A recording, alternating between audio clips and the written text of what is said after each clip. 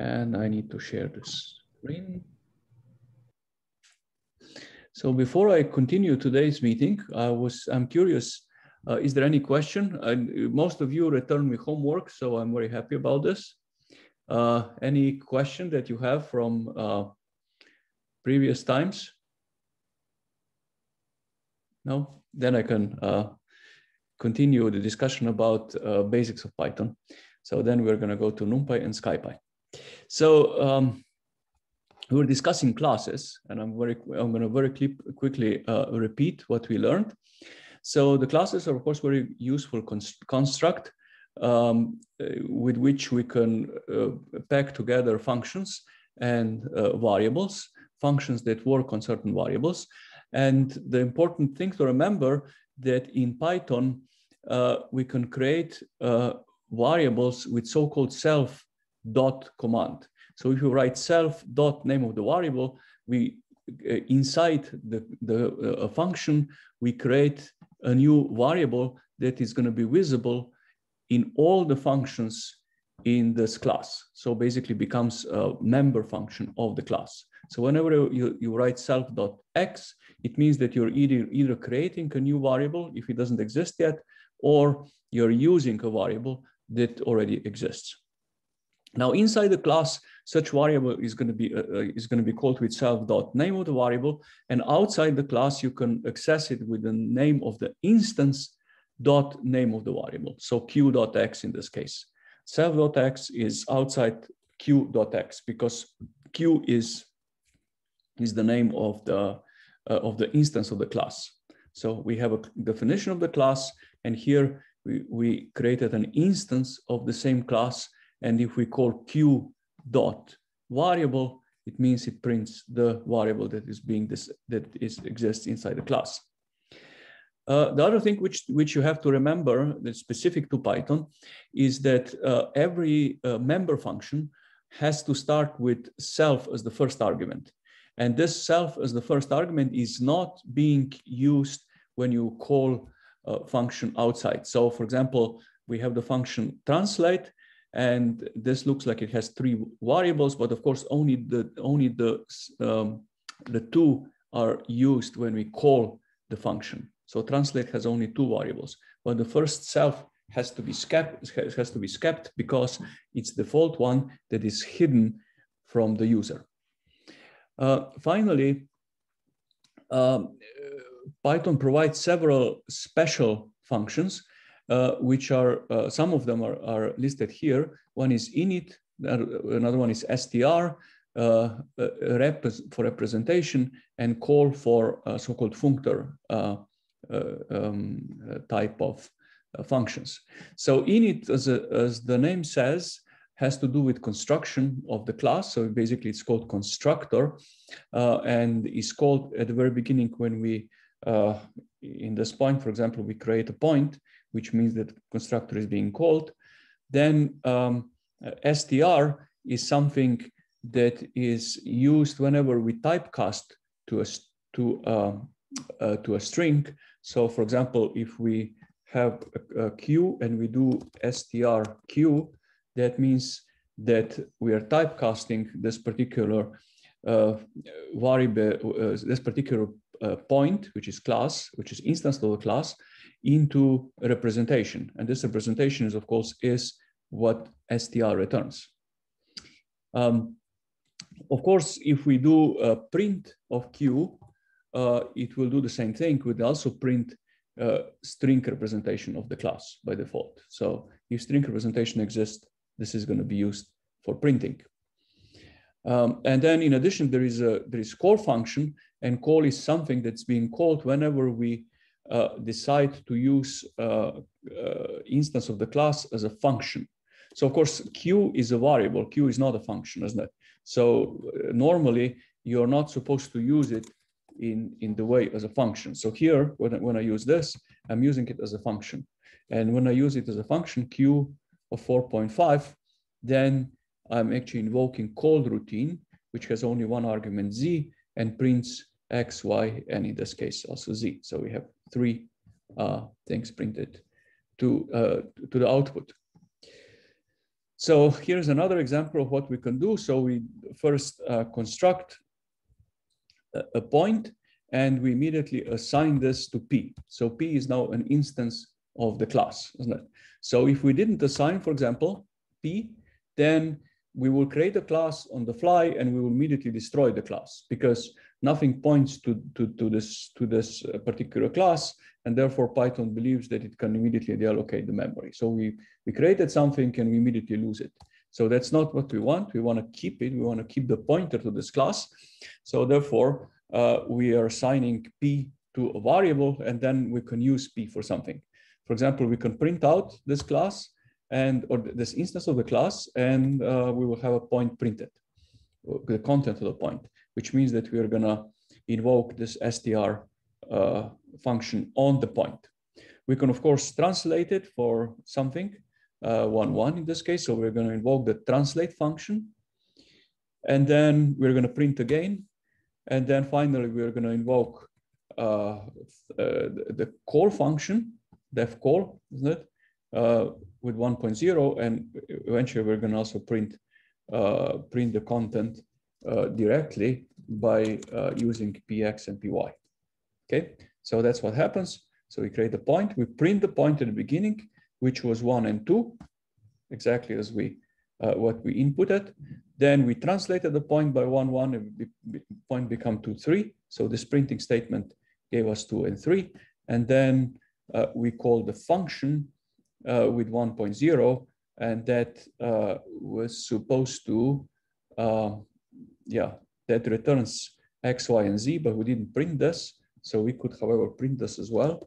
And we will see that it returned the X and Y and also Z, which we added here. So 2, 3, and 1. And then finally, we decided to print X and Y at the end. So again, this is an exercise in classes so that you see how to use the class, how to define the class, and what are the basic special functions for a class. So any question regarding the class in Python?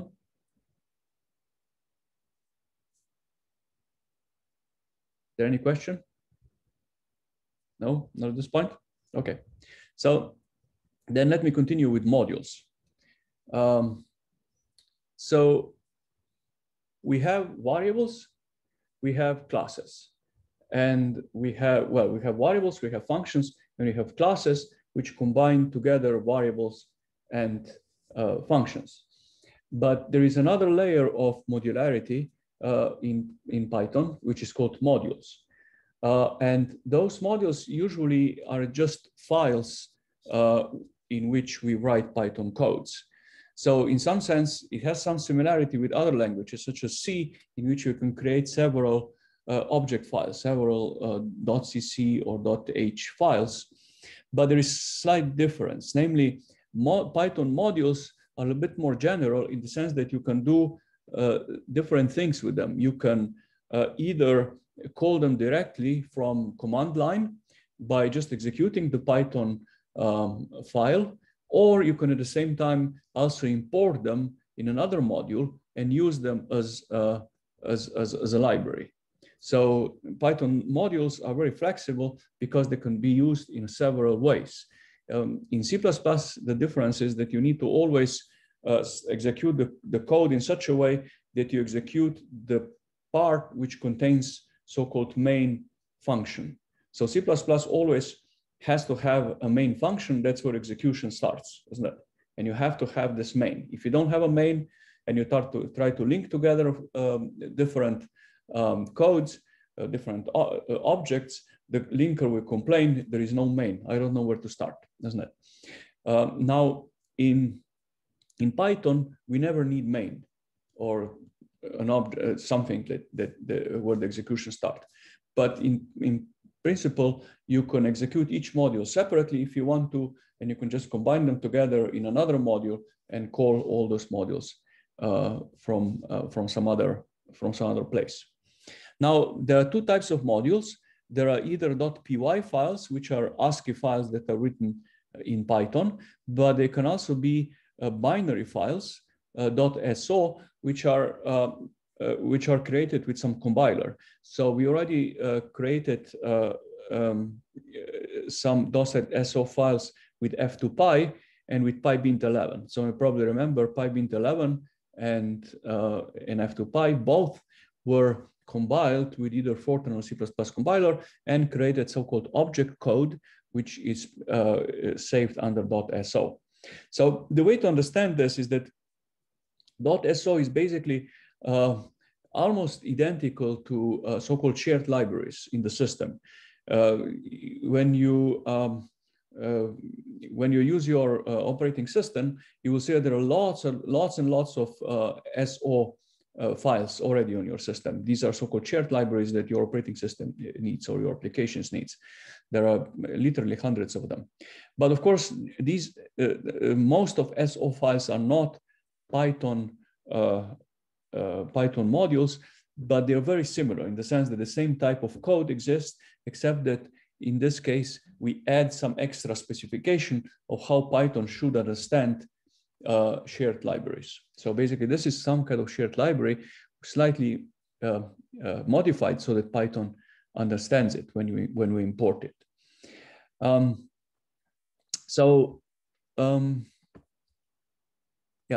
So the outside of Jupyter, so if we are working with text editor, we create Python files as independent files, and then we just call them inside maybe another Python file. Now inside Jupyter Notebook, we want to create a new file inside Jupyter cell. And in order to do that, there is a special function which has this syntax. So 2%, so %, and then we write file and then name of the file. So whenever you start a cell with this command, %% file, it means that the entire content of this cell is going to be written to a file. Okay.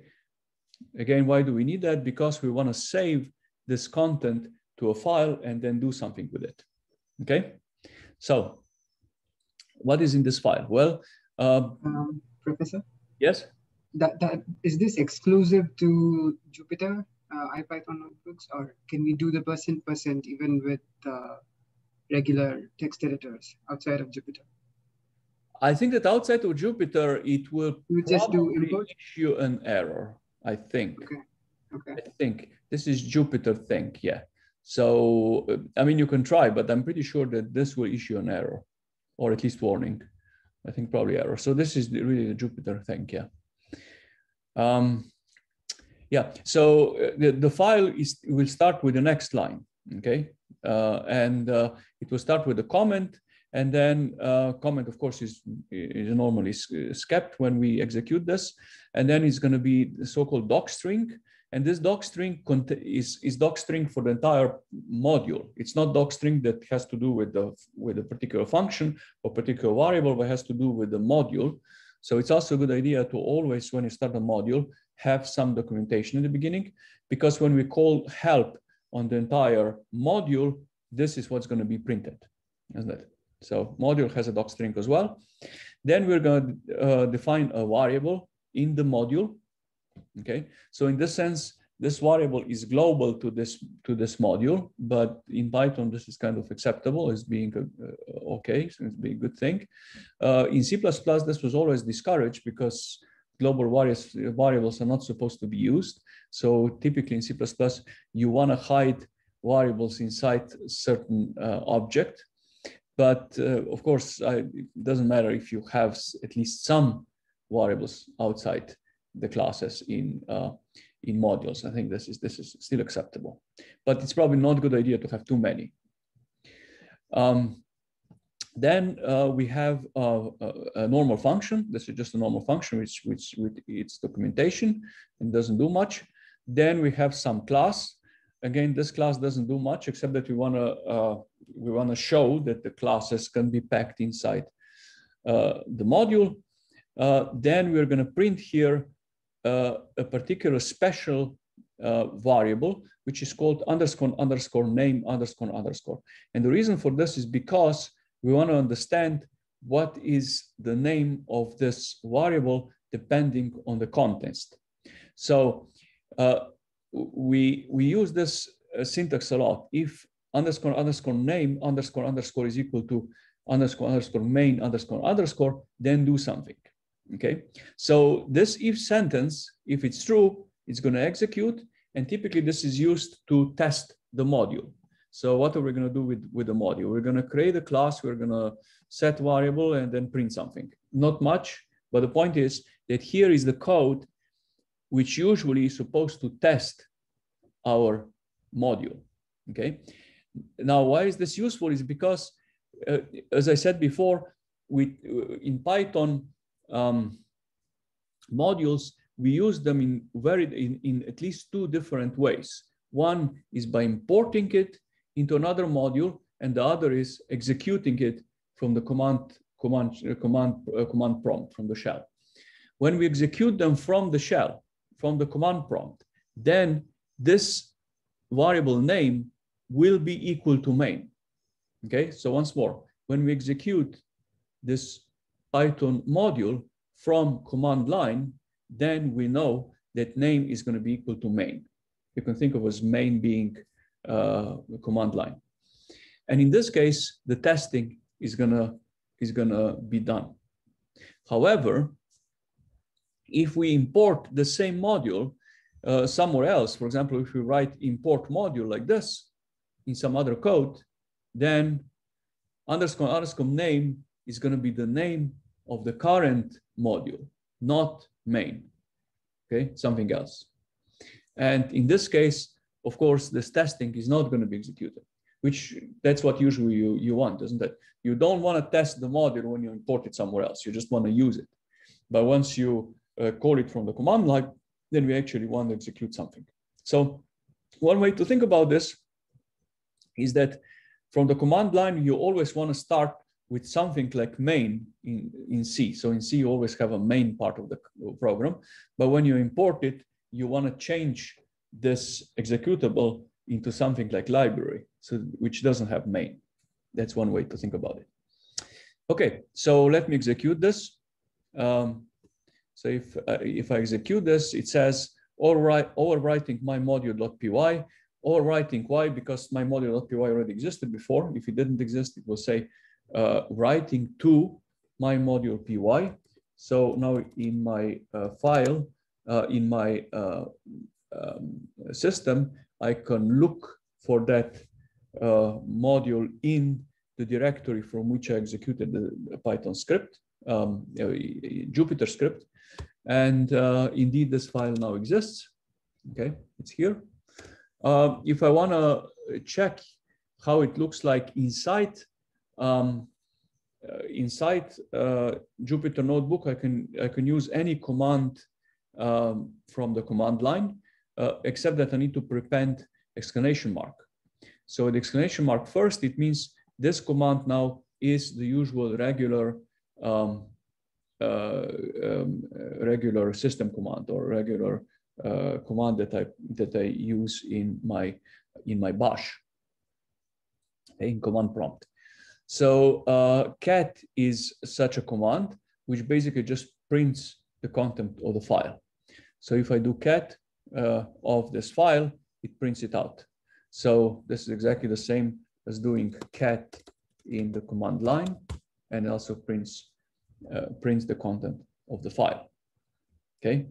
Of course, in command line, you can also use less or more, which basically does similar thing, except that it doesn't split everything, but it splits only one screen at a time.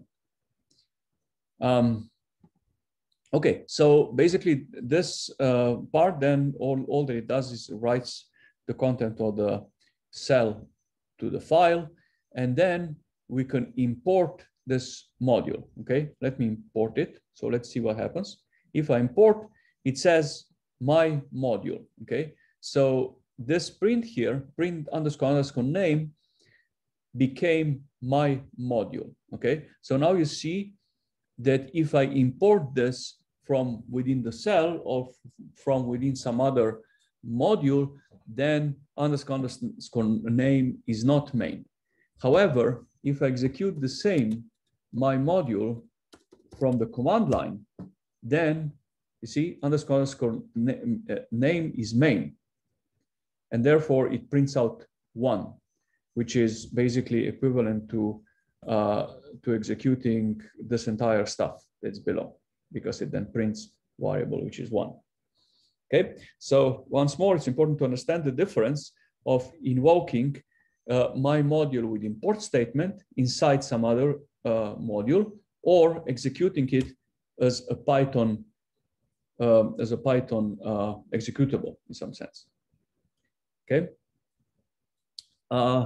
Now, when I execute this the second time, nothing happens. Do you know why? You see, execute this once more, nothing. No printing, nothing. Why? Any idea?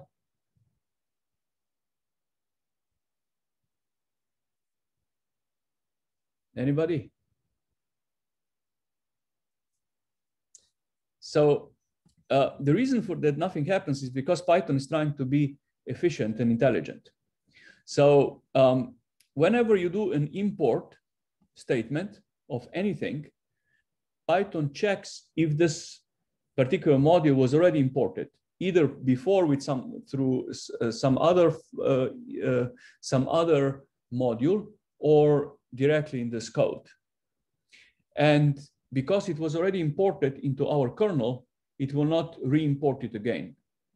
And actually, this is sometimes a problem. So if I change the module a little bit, if I edit it outside somehow, let's say my variable is 2, okay? And now I do import, Python will not update and will not use the new content of the module, to use the old content of the module, okay? You have to actually quit kernel or force to update everything. And that's kind of, it has a big advantage because you want to be efficient. You don't want to import the same module many, many times. But it has a little disadvantage that if things are being changed on the fly, then we will not see the latest change. We were going to see the file the way it existed on the disk when the command was invoked. Okay, so once more, the important point is because of efficiency, each module is going to be imported only once. Okay, that's something that's useful to remember. Now, why is this important? Because typically, each module imports several modules. So in this my module, we could have many imports. For example, we could have here on the top from Skype import star. Okay, that would be quite common. Okay, and of course, we might have here inside also from Skype import star. Okay, or some other thing. We could just do import Skype as SCP, for example. What is common? SY maybe. Okay, so now the important point is that because Python is efficient, when we call import my module, it will need to import SkyPy, everything from SkyPy. And because because Python is intelligent, it will not import SkyPy once more here, okay? It will not. It will say, oh, okay, SkyPy is already known. All I need to do is to rename my symbols that appear in SkyPy as sy dot something, okay? And we'll do it on the fly. It will not re-import SkyPy once more because, well, SkyPy is a huge module. You don't want to re-import it many, many, many times, okay, recursively. So therefore, again, the important point is modules are imported once and only once inside the entire code. Okay, and once you have your modules, then imported, then you can use anything from the module. So module is now imported, so I can say my module dot my class, which creates an instance of this class that I'm going to call it M, and then I can call member function set variable, because this member function set variable is defined here, isn't it? And it just takes one variable. So I can set M set variable 10, which basically sets the global variable, my variable, to some preferred value that you want, and then I can also get mget variable, and this will return the value that I said before. Okay, so nothing deep that's going on, except that we want to show how to import certain module and how to use it. Now we could also import my module as my, for example, and then we would need to use here my class, isn't it? Okay. My module has no attribute, my module. Yeah, okay, no. Should use it my class, like this, yeah. So the point is, many times we want to use shorter name. So my module might be too long name. So we can do import my module as my, and then from then on, I can use, instead of my module dot something, I can use my dot something. It's kind of shortcut to make names shorter. Okay, so we use this for NumPy as NP very commonly.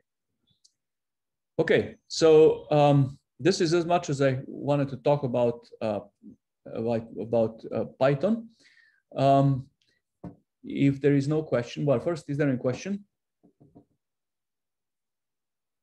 Any question? It's very clear how modules are used, huh? Or should be used, can be used. Okay, if there's no question, then I'm going to continue with NumPy. So again, this NumPy notebook exists on GitHub, and also exists on our webpage. So either way, you can download it and you can use it. So it's under 02 NumPy. And I'm going to just go through it and try to explain what is inside.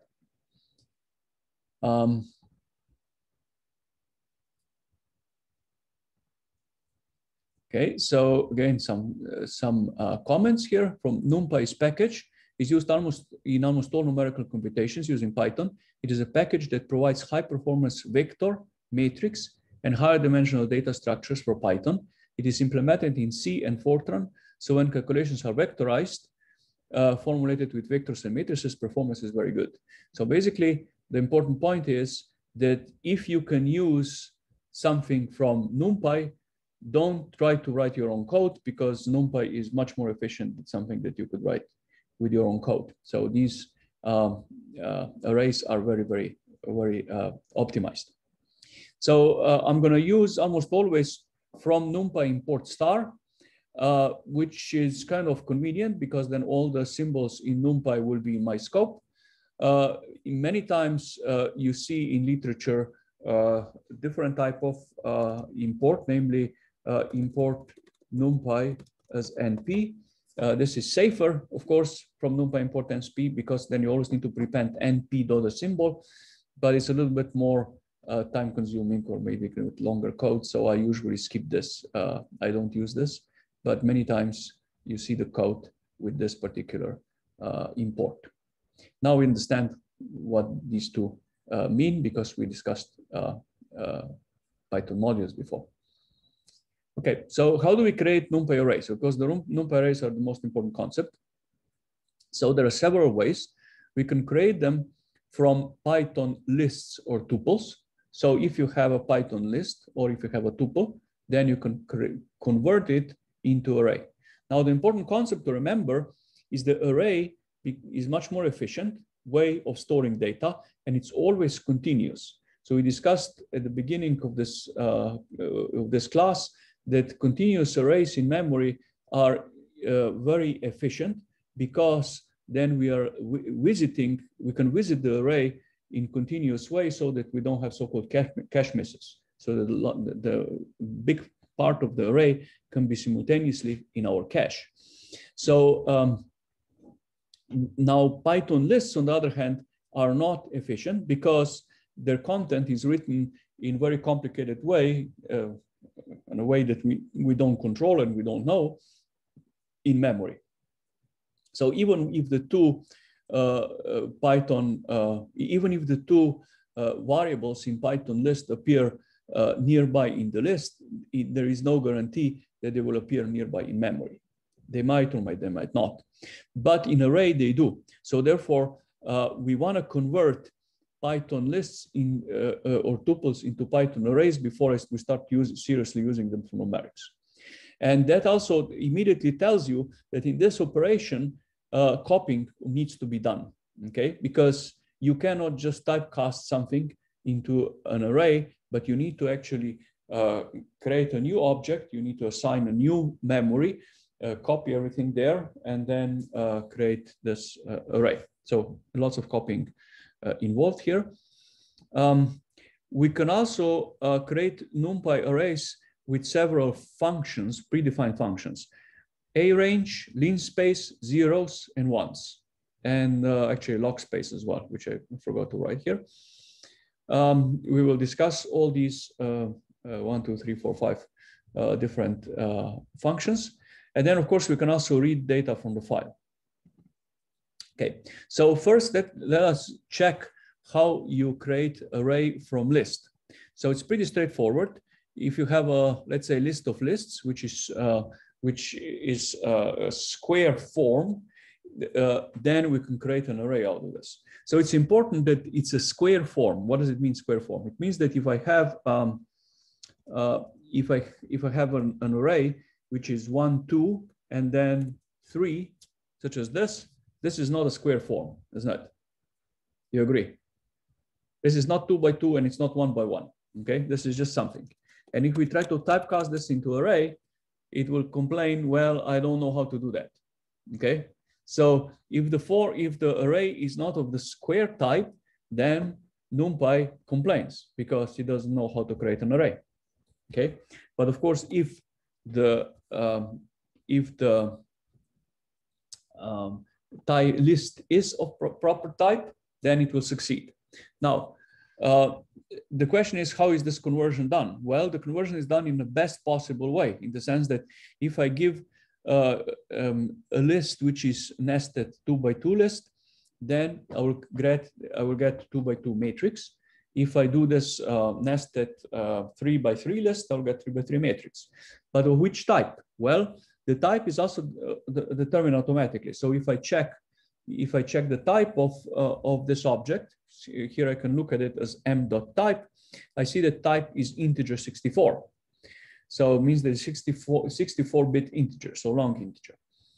Now, however, if I change just one of the entries into a floating point number, then the important point to remember is that NumPy arrays have to have a uniform type.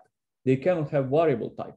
So therefore, even if I change one variable into floating point number, all of the variables will become floating point numbers.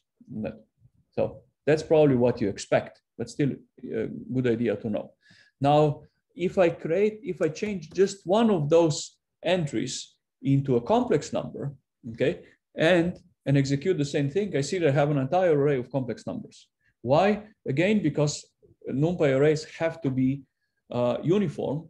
Therefore, even single entry of complex type will convert everything to complex. Okay, so the conversion always goes upwards. So from integer to floating points, from floating points to complex numbers, and yeah, as far as I know, this is it. You cannot typecast further. So now there are the array have certain member functions. Actually, these are not functions; these are just member variables. One is shape, the other one is size, and finally it's type. Okay, so these are useful when you want to check how big is the array and you want to iterate through the array. So the most useful is of course shape, because it gives you the dimensions in each direction. So we have a 2-dimensional array, therefore we get 2 numbers which give you the dimension in first direction and dimension in second direction, 2 by 2 in this case, isn't it? So this can be an arbitrary large tuple depending on how many dimensional arrays we have. Then size is basically the entire, well, is the size being occupied by this array in memory, okay, in terms of basic type. So in this case, we have 4 integers and we are counting integers, isn't it? So we have 4 integers because 2 by 2 needs memory for 4 integers, okay? So if this was 3-dimensional array, it would be n1 times n2 times n3, isn't it? For the entire content of the array. So this is called size.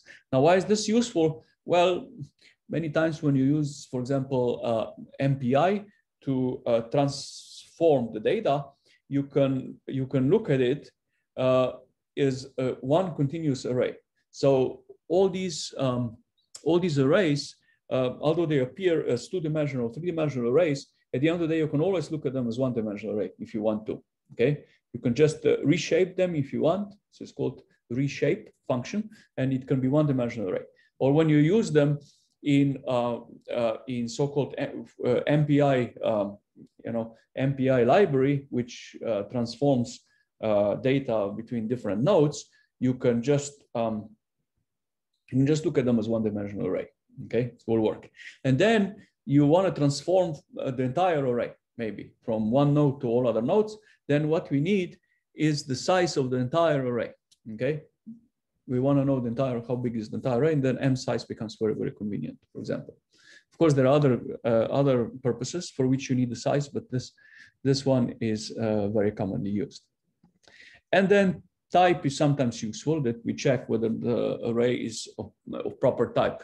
Sometimes you want to check whether the numbers are complex. They should be, for example. Okay, this was the creation of arrays from lists and from tuples. I mean, tuple, of course, works in exactly the same way. So you could have you can always have tuples instead of arrays, and it will, it will do exactly the same thing.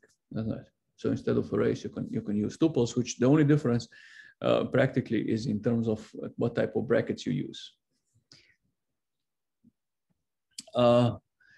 Okay, so here I already created the complex. Yeah, so if you have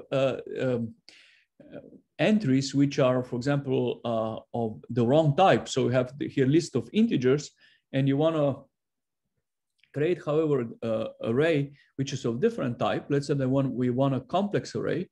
Then all you need to do is to add an extra argument. An extra argument, yes, which has a named data type. So D type is equal to complex will force array to be of type complex, and then we can do the same thing. So now we see this is complex, which use 128 bytes for one complex number, isn't it? So that means that there are 2 floating point numbers with 64 bytes. Okay, so the alternative way of creating arrays is through those A range, linspace, zeros, and ones. Okay, so let me explain what these are. So A range here. So A range is more or less like range. So we recall range is start, end, and step, isn't it? Start and step.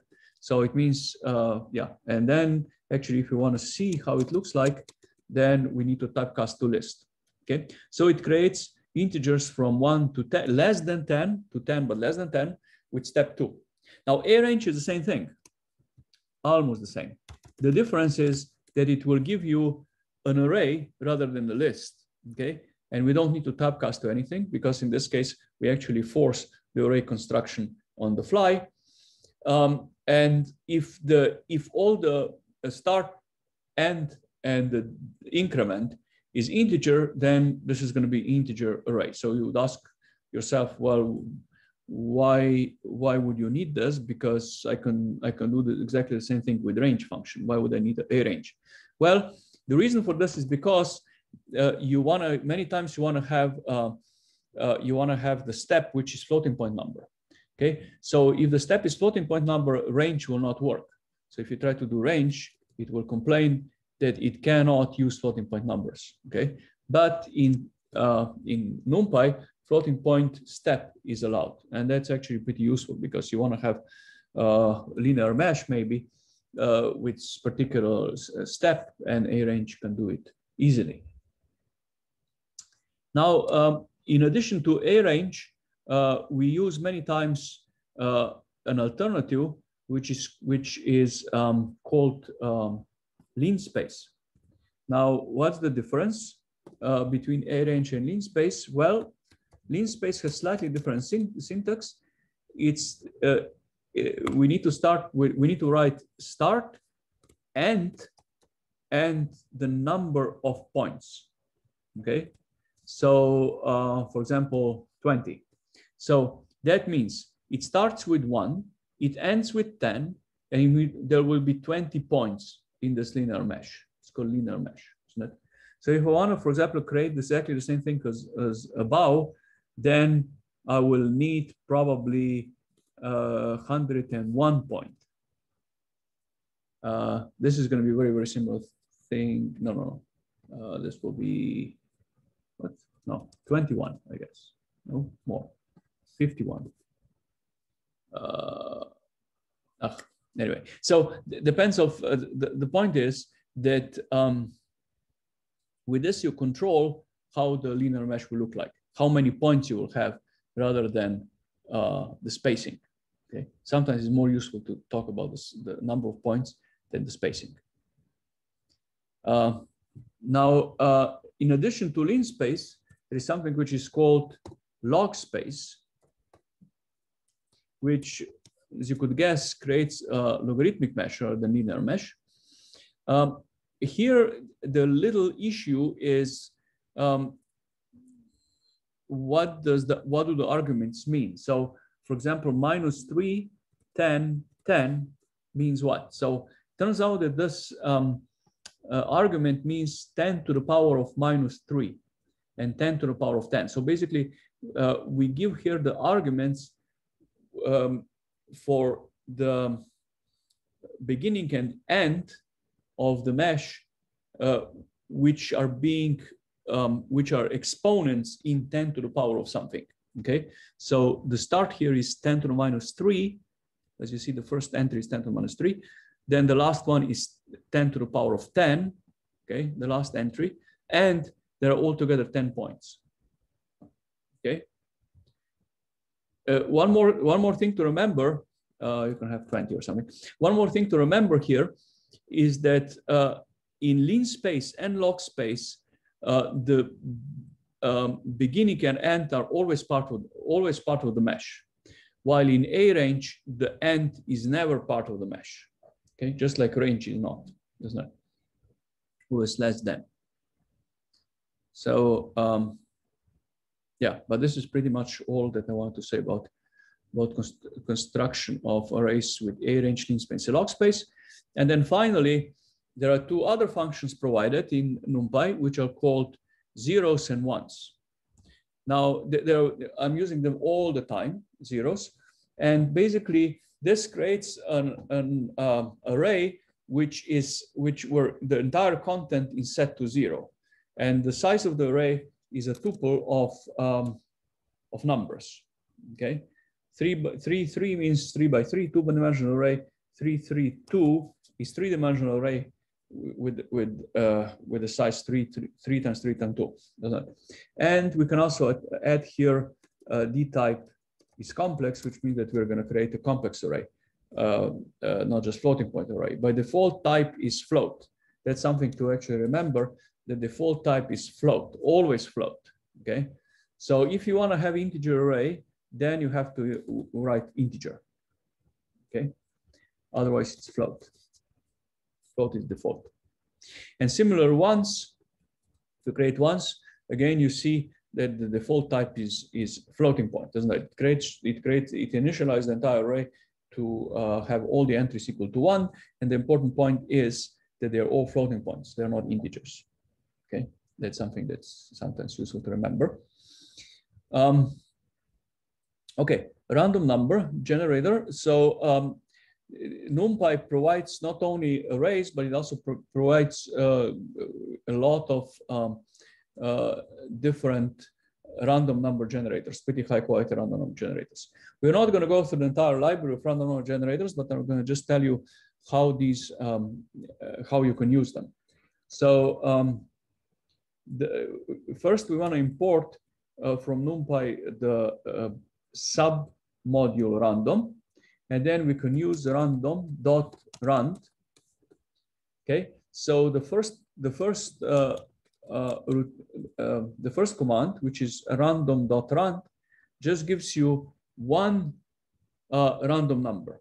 Okay, one random number between 0 and 1.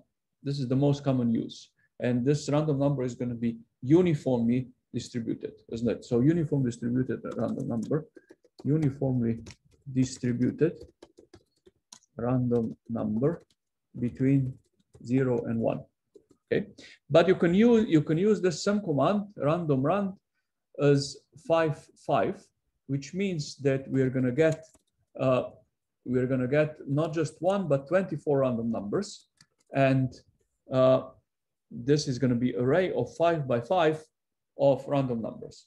Now, the reason that we typically use it in this way is because of the efficiency. So if you want to have 25 given, if you want to get 25 random numbers in Python, and you would write you would write two-dimensional loop for I in range of 5, for j in range of 5, and then you will call random rand 25 times. This will take quite a substantial amount of time, and you don't want to do that. So therefore, the fact that you can create an entire array of these random numbers is very useful.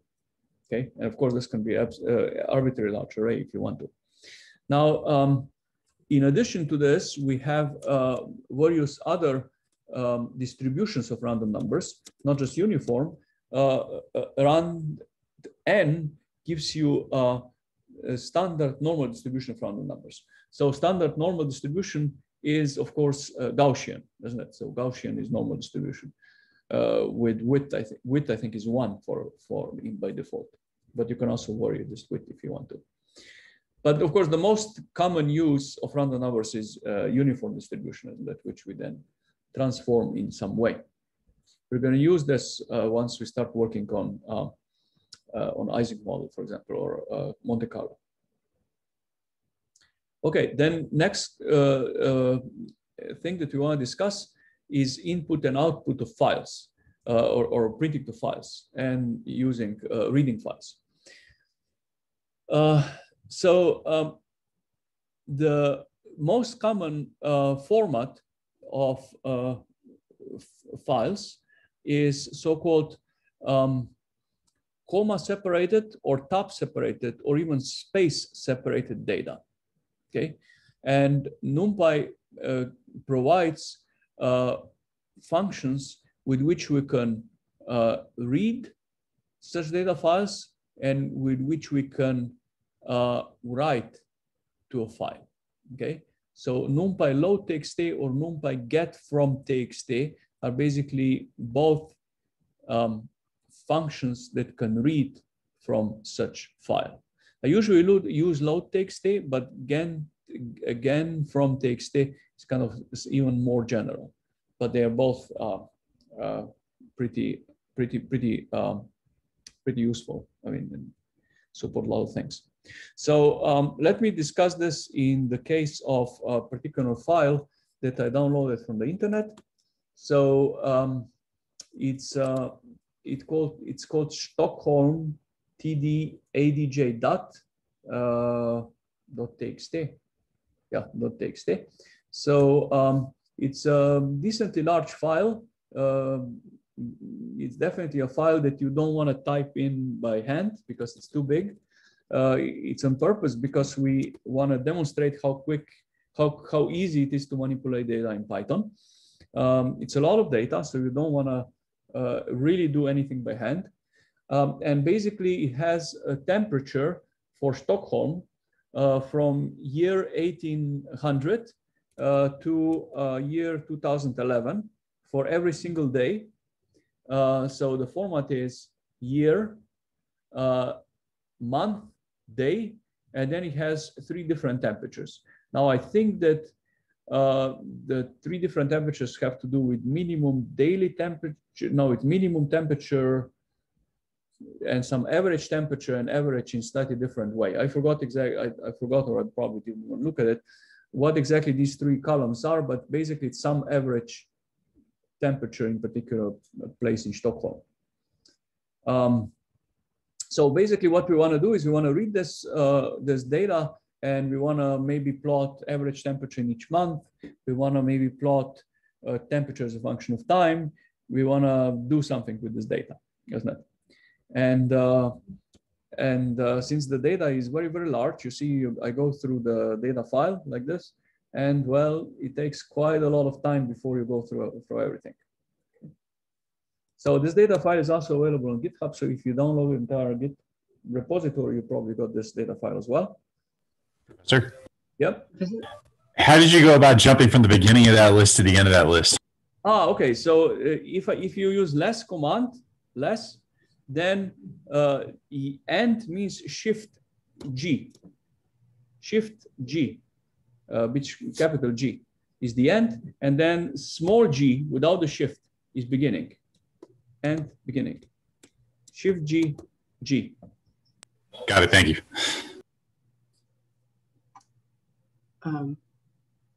Professor? Yes? So there are 7 columns in that list, and the last one is all ones. Do you happen to know what that is? No, unfortunately. And there's the 6. There are only 6 headings with the 7 rows, 7 columns of numbers. Yes, I don't know what the last column. It seems that there are only Okay. ones. I wouldn't know what it is. Okay. I didn't check very, very carefully what this data file is. I just got it from the internet somewhere where other people were using it. So yeah, wouldn't know.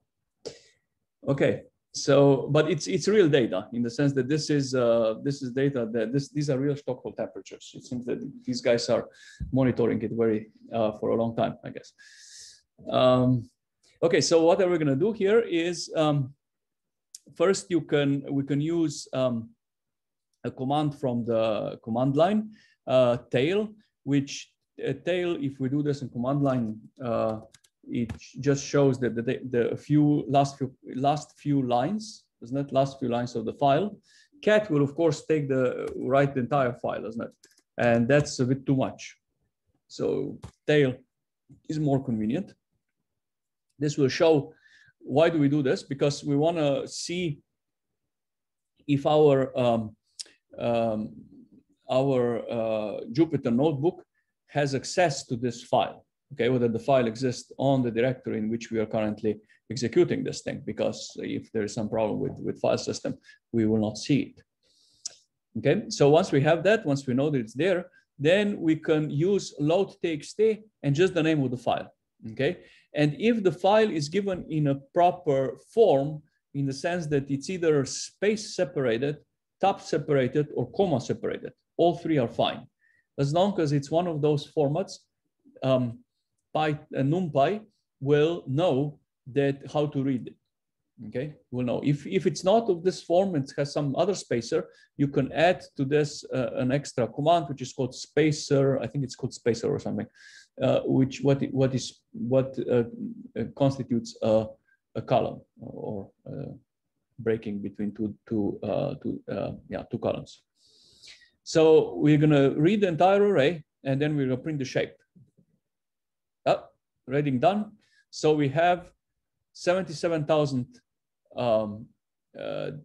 entries for 77,000 days, and we have 7 columns. Okay, so clearly columns are the second dimension, and the rows is the first dimension, isn't it? Okay, so now we can manipulate this data if you want to.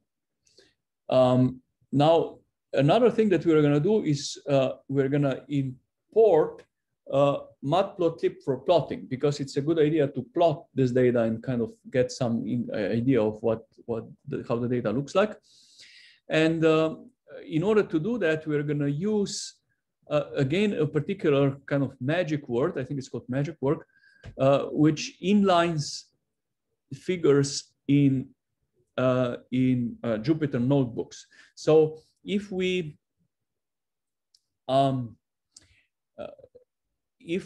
don't write this particular line, $matplotlib inline, it means that the plots that we're gonna create within Jupyter Notebook will pop up outside Jupyter Notebook. Okay, they will create some plots which are gonna try to pop up on our screen. That's not what usually we want. We want usually to create things inside the Jupyter Notebook, and therefore we use this particular inline command. If you are doing this with your in your Python, not within Jupyter Notebooks, then you should skip this command, because this command would not work. It would be an error, I think. Okay, so then import matplotlib pyplot as PLT is basically just importing this library for plotting. Is there a question? Professor? Yep. Yes. Could you explain what's the difference between single percentage and double percentage? Oh, I wouldn't know. Basically, there are only few commands with percentage. And why developer decided that some of them need to start with 1% and one with 2%, I don't know. I mean, these whenever you have a percent, it means it's a special name that is only Jupyter Notebook. It's important Jupyter Notebook environment, isn't it? So, I see. Thank you. Why they are sometimes 1, sometimes 2, actually, I wouldn't know. Thank you. Yeah. Okay, so basically, yeah, one interesting thing here is that we are importing this entire Matplotlib library, which is well, it's inside Matplotlib. It's called pyplot as PLT, and then we're going to use commands from this library PLT for plotting. Now, it turns out that there are several ways of using almost identical Matplotlib library. Most of the time, I use the command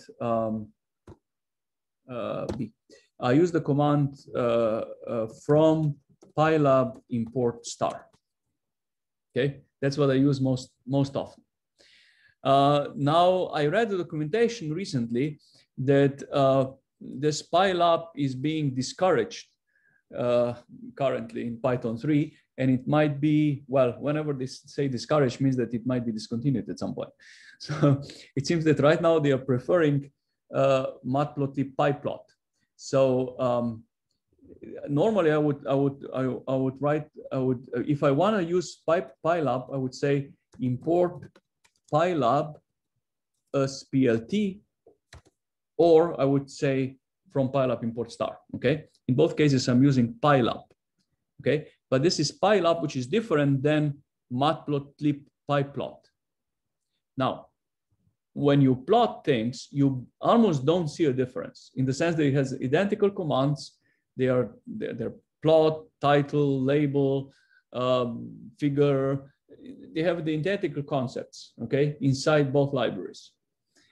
As far as I understand, they are different codes, so they probably have some difference, some small difference. In particular, this Matplotlib pyplot, it's more object-oriented, so it has more support for object-oriented things.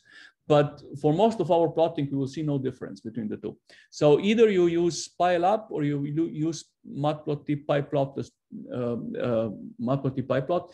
They are almost identical libraries. Okay, so either of the two you use, it's fine. I'm going to use right now a Matplotlib pyplot as PLT because this is now recommended in Python community. Then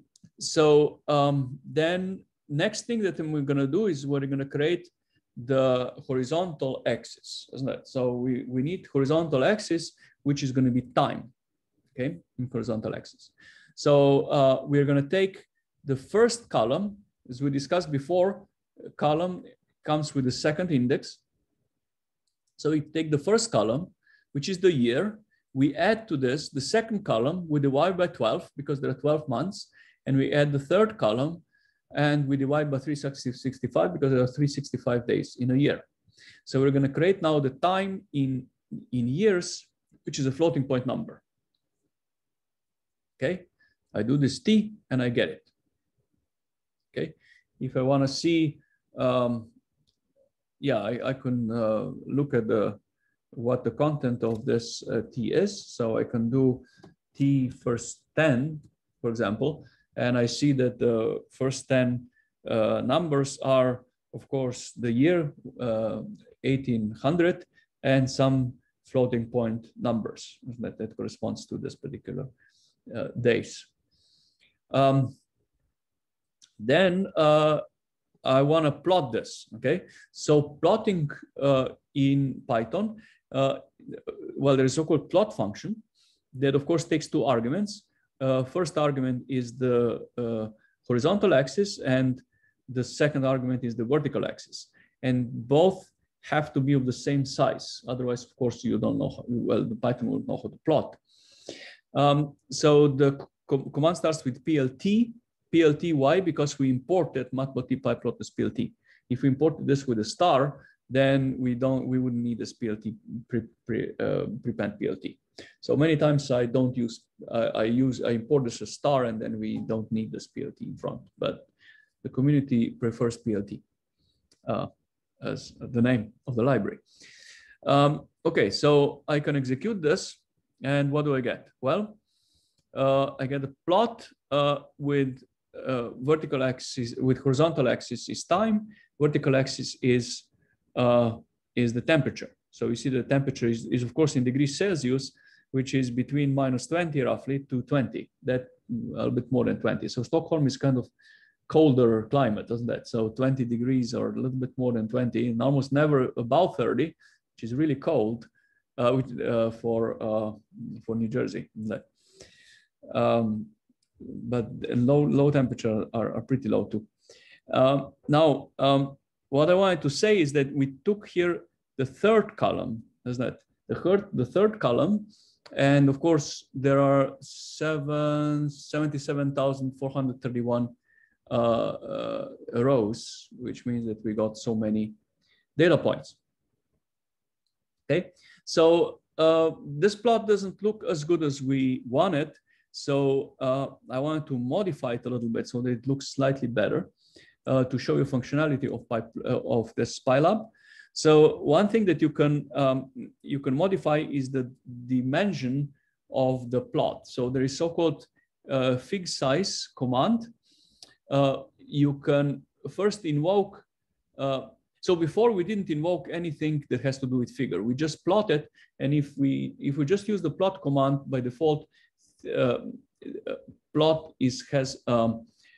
has default size and is being plotted on the default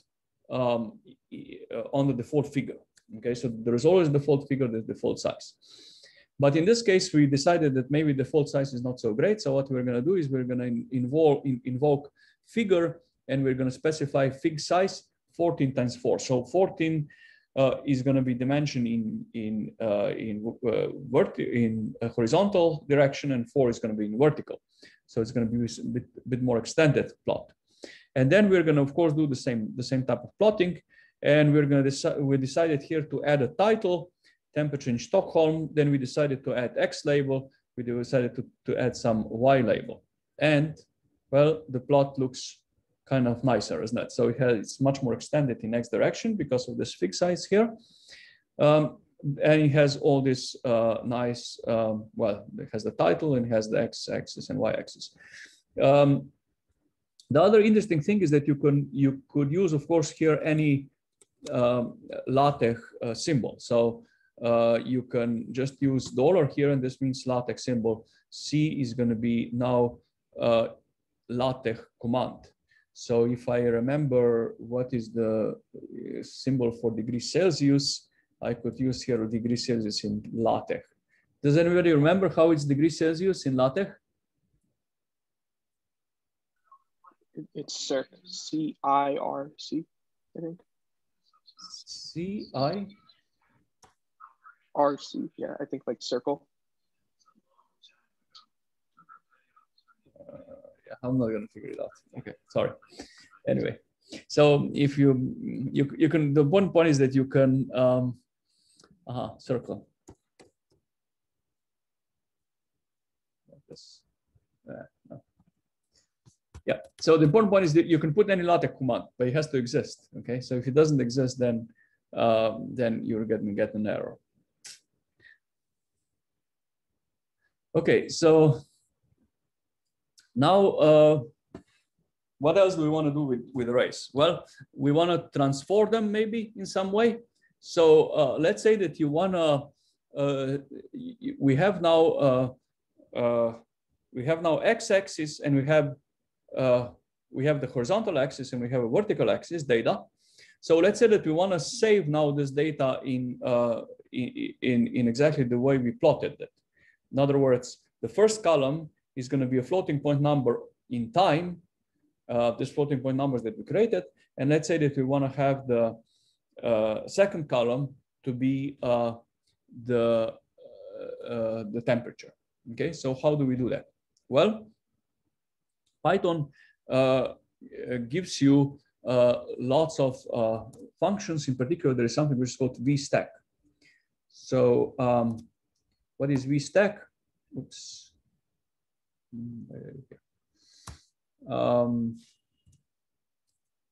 So vstack is a function that takes a tuple of variables and just stacks them in vertical direction, doesn't it? So if A and B are two arrays which are both of the same size, then we can vertically stack them. So let's say that A is 1, 2, 3, and B is 4, 5, 6. Then we can vertically stack A and B, and we'll get two-dimensional array 1, 2, 3, 4, 5, 6. Okay, so this is vstack.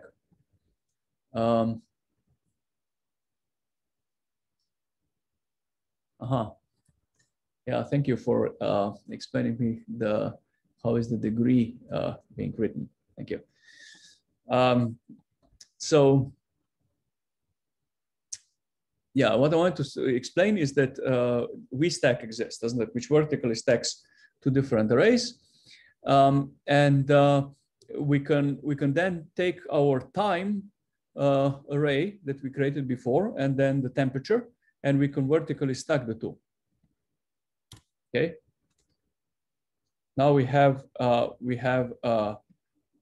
more or less what we wanted to write to the file, except that if we check the shape of this, we're going to see that this data is not in exactly the shape that we want, because if you recall, if we recall, the data has shape of 77,431 times 7, and clearly, if you want to write to the file, we want to have this whole thing transposed. So if we want to transpose something, we just do .t. Okay, we transpose the data, and now it is in this form. 7,704. Basically, the first is the number of rows, and then followed by the columns, isn't it? So now we have it in the right form. Once it's in this form, we can use save_txt command, which will save to the file in exactly the form that we wanted to have, isn't it? So if we now use save_txt, name of the file, and this particular command that I wrote here, then hopefully we get what we need. And this is going to appear on the file Stockholm T. Let's look at it. Stockholm T, and you see the first axis is indeed temperature. Is time in years, and the second is temperature. So this was written to a file, and now I can use my plot command, for example, which involves nuplot, and plot exactly the same data from the terminal. And as you can see, gnuplot is much less efficient than pyplot because it took way longer to display exactly the same data. So it seems a lot of data to plot in gnuplot. Yeah, oh, still working on it. Huh? Yeah, so actually, yeah, still working on it. So gnuplot is not that efficient. Matplotlib is more efficient than that. Okay, so again, the important point is, and we can also do the tail, and we see that this was actually written to the file. So the important point is that I wanted to demonstrate is that there exists, I hope I can kill it, still cannot kill. Okay, I want to demonstrate that save.txt is writing to a file, to an ASCII file, our data, and load.txt is the way, what do you do? Like, yeah, here load.txt is the way to read the data from the file. So these are kind of inverse to each other, isn't it? Load.txt reads the data, and save.txt is the opposite. It saves the data, okay? But they have to be in proper format. And now if you don't specify anything in the save.txt, then the data is basically just space delimited, as you see. They're floating point numbers printed in the default way, which means 14 digits, and then space between the two. Okay, so in addition, this nuple doesn't want to get killed. In addition to storing data into text file, we can store data also into a binary form, which is much more efficient. Of course, the disadvantage is the binary data, we cannot look at it because the content is binary and we don't see what's inside, okay? But of course, the data will be written much more compactly in the sense that the files are going to be smaller, and the speed with which we're going to read and write such files is much better in the sense that it's much faster, okay?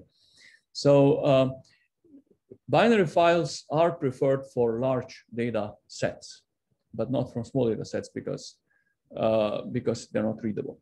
So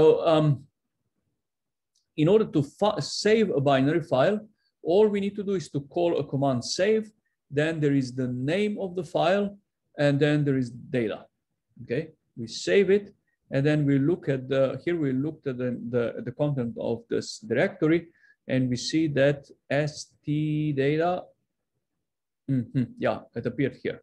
St data npy, it exists, isn't it?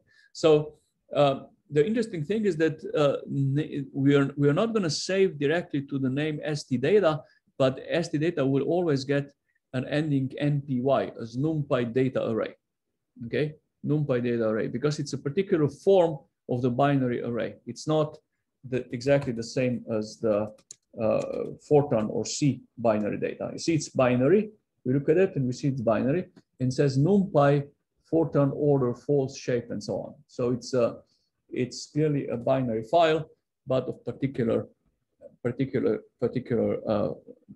numpy type. Now, if we want to do the inverse of this, so instead of save, we can also load, which means that now the same data that you might previously save to the file, you want to later on load it back into memory and use it for something. So the inverse command is load, and now we assign this thing to another array, which is called data2. And then there is something which is provided by NumPy called all close. Now, what all close does is the following. If you give two arrays which are both of the same dimension, then NumPy will check whether these two arrays are similar. And similarity means that means that somehow the data is all the elements are close to certain precision. I think it's less than 10 to the minus 6 or 10 to the minus 7. I don't exactly remember how close, but they must be close, and you can tune how close that needs to be.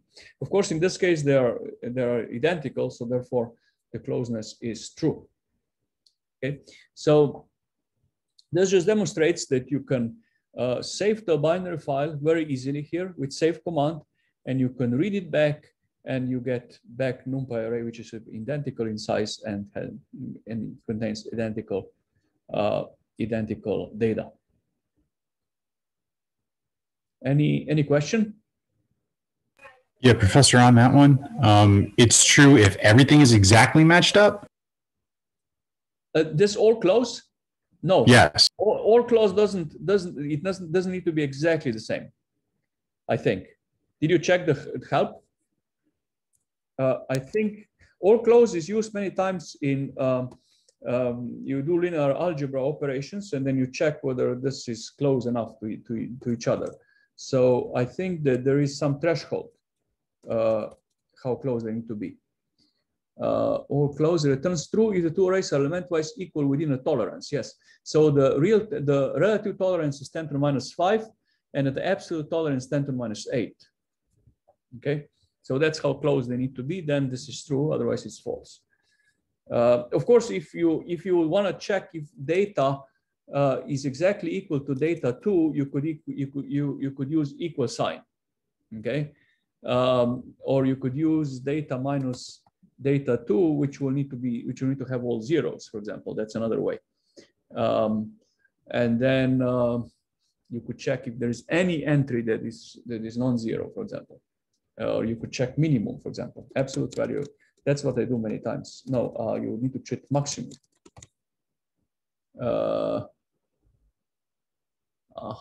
Just a second. How do you do maximum within many dimensions? Just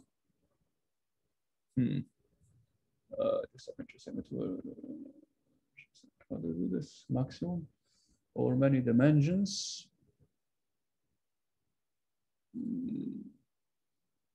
Of course, they can do Ravel here, but yeah, I guess this is one way. Okay, so what I've done here is I took absolute value, and then I use something which is called Ravel. Ravel means that you you take the original array and you just look at it as one-dimensional array.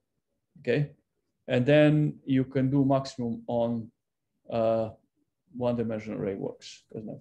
It should be Emax. Emax. Okay. Yeah.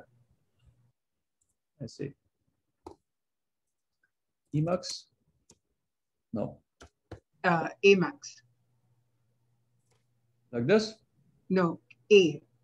Letter A. Yeah.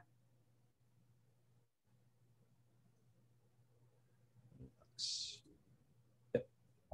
Indeed, it works. Yeah. Yeah, I guess this is Python function, and this is probably NumPy function. NumPy function works on arrays. Yeah. Okay. So anyway, all close is of course better because it looks at a tolerance, so that if the two entries might be just slightly different because of some issue in errors in numerical error.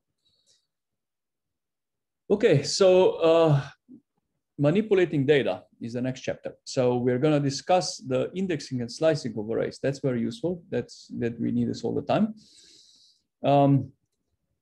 And the basic slicing is similar to what we have in Python lists. Namely, if you start lower, upper, and step, we will take particular slice, isn't it? And then we can use this for every dimension. So if you have two-dimensional array, we can use lower upper step in each dimension if you want to. Okay, so we can of course take data of 0, which means take what does it mean? Take the first, not the column, but the first row the first row. Yeah. So data of 0 means the first row. So data of 0 means the same as 0 anything. Okay. 0 anything is the same as 0, which is row. So now anything 0 means column, isn't it? The first column. So indeed, the first column is the year, isn't it? So we see that the year is 1800, and then it ends with 2011. Okay, so this is in years. And then you can do, of course, much more complicated things. So what I decided to do here is to take the last 3,650 entries in rows. So basically 3,650 row which is counted from the end, 3,650 to the end, and then step of 365. So what does it do? Well, it prints last 10 years, isn't it? Last 10 years, because it jumps for 365 days and it does this 10 times. Okay, so it will print me last 10 years, and then I'm going to take the column 0, which means the first column. So I see the year is 2002, 2003, 2004, 2005, 6, 7, 8, 9 up to 11. So I'm printing now last 10 years from this data, for example. I mean, this is one way of taking slices, isn't it? And there are several other ways of taking slices, but basically I'm just demonstrating how I can use this lower, upper, and step in the array. And next time, yes, on Wednesday, we're going to discuss much more about how to take slices and how to use Numpy in Numpy data efficiently. Any other question? Any question? No? If there is no question, then I'm going to stop recording and hopefully